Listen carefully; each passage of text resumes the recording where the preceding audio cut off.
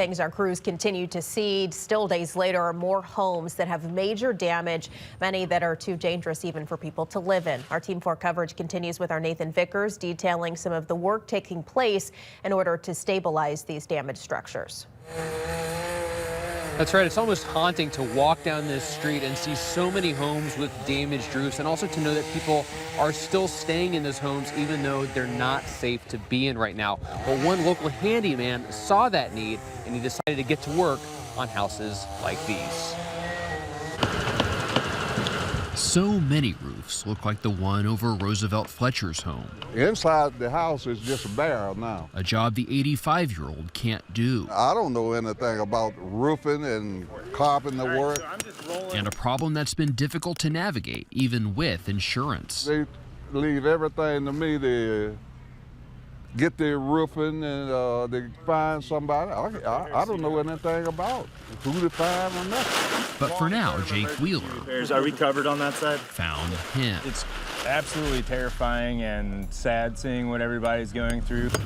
By trade, Wheeler's an HVAC technician and not a roofer.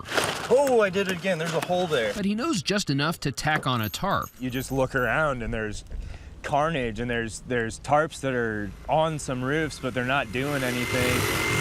And for the last few days, he's been gathering supplies and volunteers. I met most of these people today. And looking for houses where he can help. What's driving me is keeping people in their homes. Today, more friends joined in to hand out food, too. This area that we're in is underserved, especially with relief. A lot of them don't have insurance. A lot of them are living without roofs right now.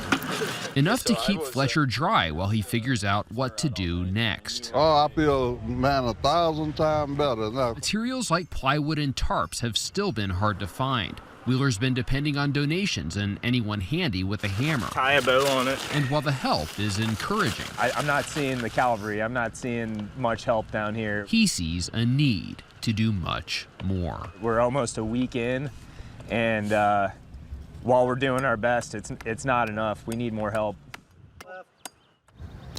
Well, Wheeler says he's been getting a lot of the tarps that he's been using from local hardware stores and lumber yards and things like that.